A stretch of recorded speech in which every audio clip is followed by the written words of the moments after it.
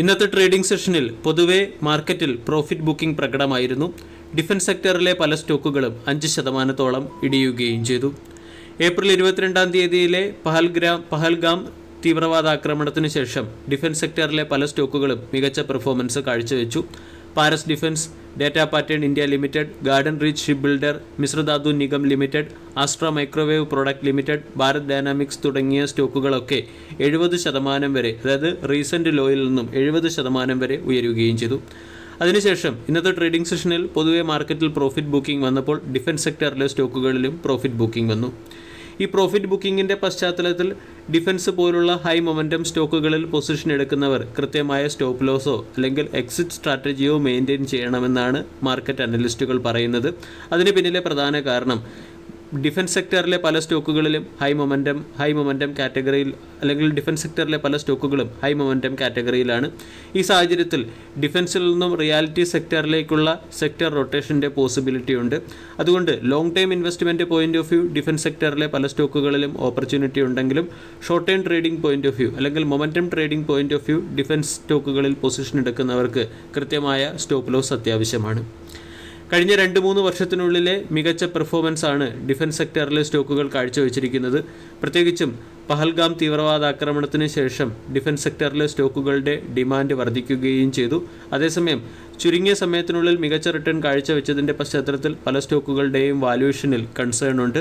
പ്രത്യേകിച്ചും ഏപ്രിൽ 22 ശേഷം പാരസ് ഡിഫൻസ് പോലുള്ള സ്റ്റോക്കുകൾ 71% ഉയർന്നപ്പോൾ ഇൻഡെക്സ് വെറും 4% റിട്ടേൺ ആണ് നൽകിയത്. ഡേറ്റ പാറ്റേൺ ഏപ്രിൽ 22 ശേഷം 46%, GRSE 42%, മിശ്രധാതു നിഗം ലിമിറ്റഡ് 41% ഉയർന്നിരുന്നു. Cochin shipyard, Astra microwave product limited, BDL, DCX system തുടങ്ങിയ സ്റ്റോക്കുകൾ 25 മുതൽ 35% വരെ ഉയർന്നപ്പോൾ Mazagon dock ship builder, Zen technology limited, Bharat electronics, Hindustan aeronautics limited, BEML തുടങ്ങിയ സ്റ്റോക്കുകൾ 15 മുതൽ 25% ഉയർന്നു. ഡിഫൻസ് സെക്ടറിലെ സ്റ്റോക്കുകളിൽ വന്നിരിക്കുന്ന മികച്ച ബൈയിങ്ങിൻ്റെ പശ്ചാത്തലത്തിൽ സ്റ്റോക്കുകളെ ട്രേഡിങ്ങിന് വേണ്ടി പരിഗണിക്കുന്നവർക്ക് വ്യക്തമായ സ്റ്റോപ്പ് ലോസ് നൽകണം, അല്ലെങ്കിൽ വ്യക്തമായ സ്റ്റോപ്പ് ലോസ് വേണമെന്നാണ് പല അനലിസ്റ്റുകളും പറയുന്നത്. അതേസമയം long time point of view defence സെക്ടറിലെ പല സ്റ്റോക്കുകളും അട്രാക്റ്റീവ് ബെറ്റ് തന്നെയാണ്. പ്രത്യേകിച്ചും ഡിഫൻസ് കമ്പനികൾക്ക് തുടർച്ചയായ ഓർഡറുകൾ ലഭിക്കുന്നുണ്ട്. കൂടാതെ ഡൊമസ്റ്റിക് ഡിഫൻസ് പ്രൊഡക്ഷനെ സഹായിക്കുന്ന രീതിയിൽ ഗവൺമെൻറ് പല നിയമനിർമ്മാണവും നടത്തിയിട്ടുണ്ട്.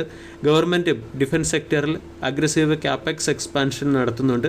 ഇതിൻ്റെയൊക്കെ പശ്ചാത്തലത്തിൽ ഡിഫൻസ് സെക്ടറിൽ തന്നെ നമ്മൾക്ക് ഫോക്കസ് ചെയ്യാവുന്നത് ഡിഫൻസ് സെക്ടറിൽ പ്രവർത്തിക്കുന്ന ഷിപ്പിംഗ് കമ്പനികളായ Mazagon dock ship builder, Cochin shipyard, GRSE പോലുള്ള സ്റ്റോക്കുകളെയാണ്. 2024-25 വർഷത്തിൽ defence acquisition council 8.45 lakh crore രൂപയുടെ ഓർഡറുകൾക്കുള്ള അപ്രൂവലാണ് നൽകിയത്. ഇത് കഴിഞ്ഞ 3 വർഷത്തെ ഓർഡർ ലെവലിനേക്കാൾ ഏകദേശം 3 മടങ്ങ് ഉയർന്ന രീതിയിലുള്ളതാണ്. ഇതിൻ്റെ പശ്ചാത്തലത്തിൽ വരും സമയങ്ങളിലും ഡിഫൻസ് സെക്ടറിലെ കമ്പനികൾക്ക് കൂടുതൽ ഓർഡറുകൾ ലഭിക്കാനും പെർഫോമൻസ് നടത്താനും സാധ്യതയുണ്ട്.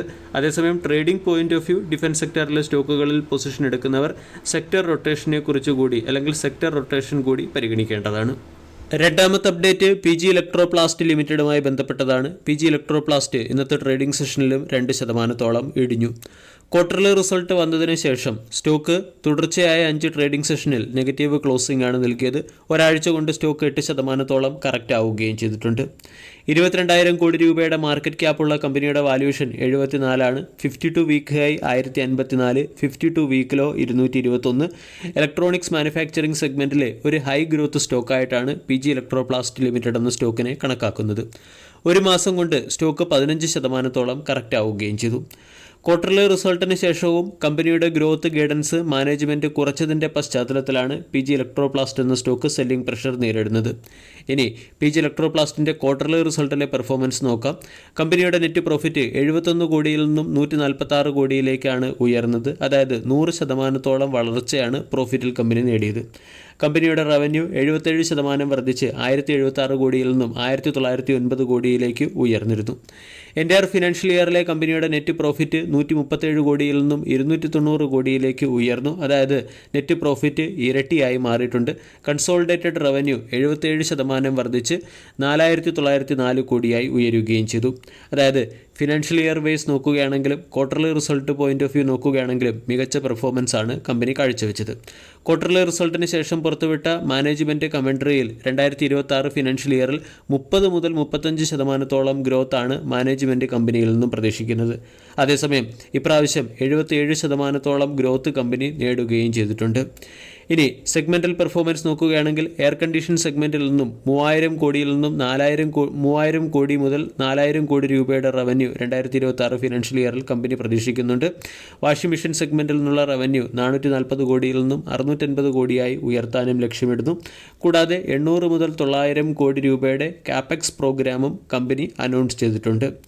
ഇവിടെ റൂം എയർ കണ്ടീഷനിങ് സെഗ്മെൻറ്റിൽ മാത്രം 300 മുതൽ 400 കോടി രൂപയുടെ കാപ്പെക്സ് പ്രോഗ്രാമാണ് കമ്പനി മുന്നോട്ട് വച്ചിരിക്കുന്നത്. 800 മുതൽ 900 കോടി രൂപ കമ്പനി 2026 കമ്പനി അതിൻ്റെ കപ്പാസിറ്റി എക്സ്പാൻഷന് വേണ്ടി നീക്കിവെക്കും. എന്നിട്ടും കമ്പനിയുടെ ഗ്രോത്ത് ഗൈഡൻസ് കുറച്ചതിൻ്റെ പശ്ചാത്തലത്തിലാണ് സ്റ്റോക്കിൽ സെല്ലിംഗ് പ്രഷർ വന്നത്. കഴിഞ്ഞ വർഷം 77% ഗ്രോത്തും ഇപ്രാവശ്യം 100% ഗ്രോത്തുമാണ് കമ്പനി കാഴ്ചവെച്ചത്. അതുമായി താരതമ്യപ്പെടുത്തുമ്പോൾ 2026 ഫിനാൻഷ്യൽ ഇയറിൽ 30 മുതൽ 35% ഗ്രോത്ത് കുറച്ചതിന് മുകളിലുള്ള റിയാക്ഷൻ ആണ് സ്റ്റോക്കിൽ കാണാൻ സാധിച്ചത്. ഇതിനെപ്പറ്റി മാനേജ്മെൻറ്റിൻ്റെ കമൻട്രി നമ്മൾ പരിശോധിക്കുകയാണെങ്കിൽ മാനേജ്മെൻറ്റിൻ്റെ കമൻട്രിയിൽ കാണുന്നത് ഗ്രോത്ത് ഗൈഡൻസ് കമ്പനിക്ക് ലഭിക്കുന്ന ക്ലയൻറ്റുകളുടെ ഓർഡർ ബുക്ക് അനുസരിച്ചാണ് തീരുമാനിക്കുന്നത്. ഇപ്രാവശ്യം ലഭിച്ച ഓർഡറുകളുടെ പശ്ചാത്തലത്തിലാണ് 30 മുതൽ 35% ഗ്രോത്ത് ഗൈഡൻസ് വെച്ചിരിക്കുന്നത്. ഈ ഒരു ന്യൂസിൻ്റെ പശ്ചാത്തലത്തിലാണ് സ്റ്റോക്കിൽ സെല്ലിംഗ് പ്രഷർ നേരിട്ടത്. അതേസമയം അട്രാക്റ്റീവ് ലെവലിൽ ലഭിക്കുന്ന ഒരു ഹൈ ഗ്രോത്ത് സ്റ്റോക്ക് കൂടിയാണ് PG ഇലക്ട്രോപ്ലാസ്റ്റ് എന്ന സ്റ്റോക്ക്. 700 സ്റ്റോക്കിൻ്റെ വളരെ പ്രധാനപ്പെട്ട ഒരു സപ്പോർട്ടാണ്. 1000-1050 തുടങ്ങിയ സോണുകൾ സ്റ്റോക്കിൻ്റെ റെസിസ്റ്റൻസ് ആയും പ്രവർത്തിക്കും. വീക്ക്ലി ക്യാൻഡിൽ പാറ്റേൺ നമ്മൾ പരിശോധിക്കുകയാണെങ്കിൽ ഇവിടെ 700 രൂപയുടെ സപ്പോർട്ടിനും 1000 രൂപയുടെ റെസിസ്റ്റൻസിനും ഇടയിലുള്ള ഒരു റേഞ്ച് ബൗണ്ട് മൂവ്മെൻറ്റ് നടക്കുകയാണ്. ഈ കൺസോൾട്ടേഷൻ ഫേസിൽ PG ഇലക്ട്രോപ്ലാസ്റ്റ് പോലുള്ള സ്റ്റോക്കുകളെ സപ്പോർട്ട് പ്രൈസിൽ അക്കുമുലേറ്റ് ചെയ്യാം. വീഡിയോ എല്ലാവർക്കും ഇഷ്ടമായി എന്ന് വിശ്വസിക്കുന്നു. താങ്ക്